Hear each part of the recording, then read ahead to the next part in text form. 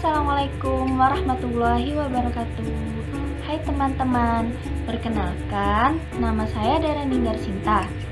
Nah, untuk video kali ini saya akan menjelaskan mengenai tata cara penyelenggaraan jenazah.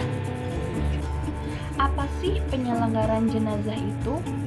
Nah, di sini saya akan menjelaskan mengenai penyelenggaraan jenazah. Penyelenggaraan jenazah yaitu apabila ada kaum muslimin atau muslimat yang meninggal dunia, kewajiban kaum muslimin dan muslimat yang masih hidup adalah mengurus jenazahnya. Sementara ahli warisnya itu mengurus harta pustakanya. Penyelenggaraan jenazah adalah pengurusan jenazah seorang muslimin atau muslimat dengan cara memandikannya, mengafani, menyolatkan, dan menguburkannya. Mengurus jenazah hukumnya fardu kifayah, yang artinya jika kaum muslimin sudah melaksanakannya, maka kaum muslimin yang lain tidak perlu untuk melaksanakannya dan tidak mendapatkan dosa. Akan tetapi, jika kaum muslimin yang mengetahui hal tersebut tidak melaksanakannya, maka kaum muslimin yang lain akan mendapatkan dosa. Baik teman-teman, selanjutnya kita akan membahas mengenai tata cara penyelenggaraan jenazah. Di tata cara penyelenggaraan jenazah ini ada poin-poin penting yang harus dilakukan. Di poin pertama yaitu memandikan. Memandikan jenazah ada syarat jenazah yang harus dimandikan, yaitu yang pertama Islam, yang kedua didapati tubuhnya walau hanya sebagian, yang ketiga tidak mati syahid atau mati dalam peperangan. Nah, berikutnya ada cara memandikan jenazah. Di cara memandikan jenazah ini ada beberapa hal yang harus dilakukan. Yang pertama, yaitu jenazah dibaringkan di tempat yang lebih tinggi, terhindar dari panas, hujan, dan harus tertutup, kecuali orang yang memandikannya atau keluarganya. Yang kedua, jenazah ditutupi kain dan dimandikan. Yang kedua, tubuh jenazah ditutupi oleh kain agar auratnya tertutup. Yang ketiga, membersihkan kotoran dan najis yang melekat pada tubuh jenazah. Yang keempat, menyiram air ke seluruh badan jenazah. Yang kelima, mewudukan jenazah sebagaimana kita akan wudhu melaksanakan sholat. Dan yang keenam, menyirami dengan larutan kapur barus atau wangian pada tubuh jenazah. Habis cara memandikan jenazah, ada orang yang berhak untuk memandikan jenazah.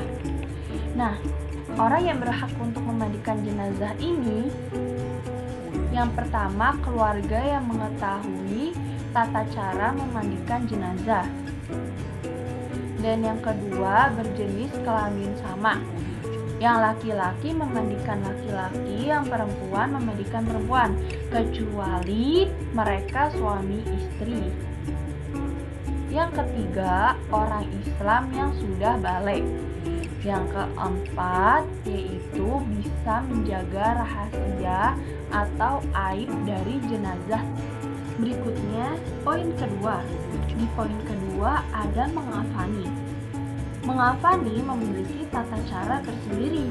Yang pertama, kita harus membentangkan tikar di atas lantai atau balai. Yang kedua, rentangkan tali 5 untai di atas lantai. Yang ketiga, susun lapisan kain di atas lantai sesuai dengan kebutuhan jenazah. Seperti jenazah laki-laki membutuhkan 3 kain kafan dan jenazah perempuan membutuhkan 5 kain kafan.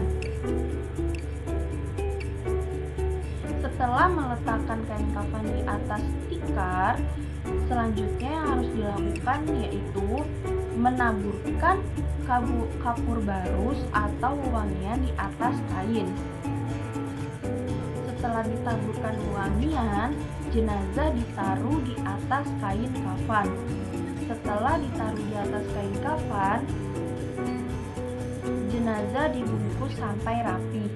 Nah, dibungkus sampai rapi ini maksudnya diikat menggunakan tali yang sudah disiapkan dengan tali bagian ujung kepala, dada, perut, lutut, dan ujung kaki.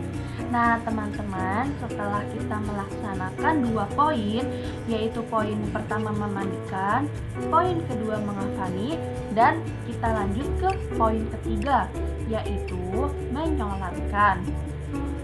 Nah, di menyolatkan ini memiliki syarat-syaratnya. Ada syarat sholat jenazah.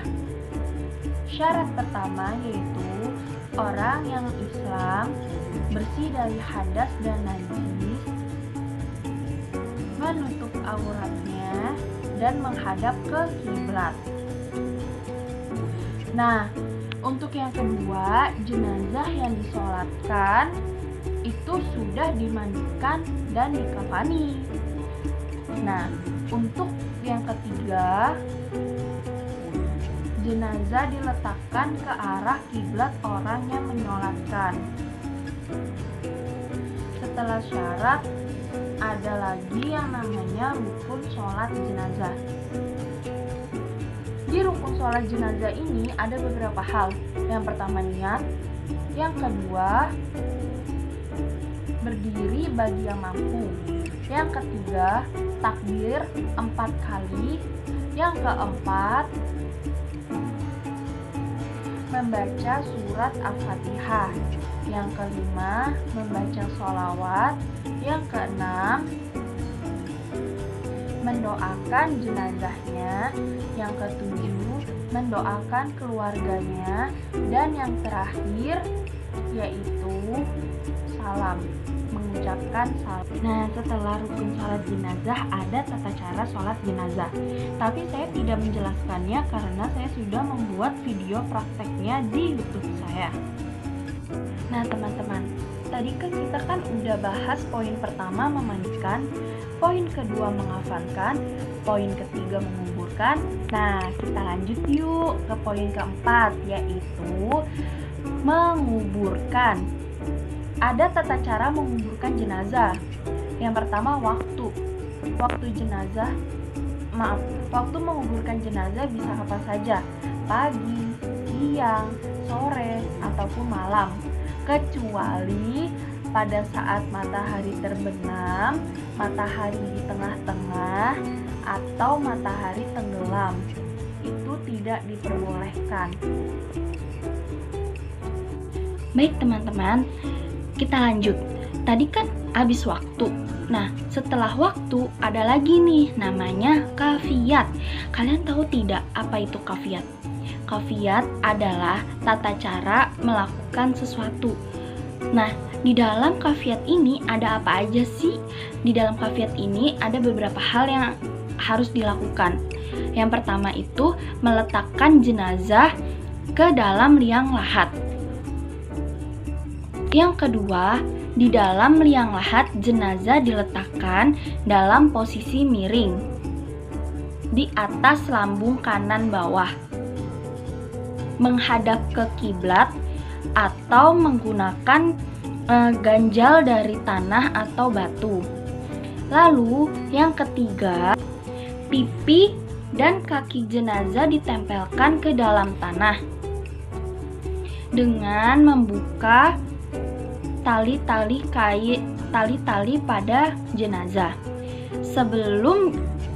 Ketika jenazah dimasukkan ke dalam tanah, hendaknya membaca doa Bismillahi wa ala milati Rasulillah. Yang keempat, tidak ada tuntunan dari Nabi dalam menguburkan jenazah. Yang kelima, setelah liang lahat ditutup, hendaknya kepada pengantar menimbun kubur dengan memasukkan tanah 3 kali ke dalam kubur, kemudian dilanjutkan penimbunannya. Lalu yang keenam, setelah selesai penguburan diakhirkan dengan doa yang isinya memohon ampun untuk jenazah. Yang ketujuh, Rasulullah SAW mengingatkan agar kita tidak membuat bangunan di atas kuburan, maksudnya itu ditumpuk ya. Lalu tidak boleh diberikan marmer atau kuburannya itu di semen. Oke teman-teman, kita lanjut. Kan tadi pertama kita udah membahas poin mengenai memandikan jenazah. Yang kedua, mengafani jenazah. Yang ketiga, menyolatkan jenazah. Yang keempat, menguburkan jenazah. Kita lanjut ke poin yang kelima. Di poin kelima ini ada yang namanya takziah. Hukum takziah adalah sunnah dan tujuannya adalah sebagai berikut. Yang pertama, memberi bantuan moral materi untuk mengurangi beban keluarga jenazah. Yang kedua, menghibur dan menguatkan agar keluarga yang ditinggal bisa kuat dan tabah.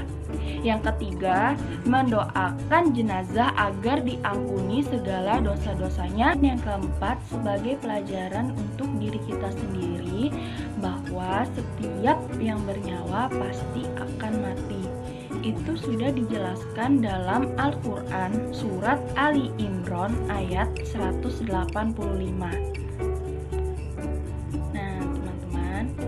Dari materi yang sudah kita bahas ini, kita bisa mengambil sebuah kesimpulan bahwa kematian bukanlah akhir dari kehidupan, namun awal dari kehidupan akhirat.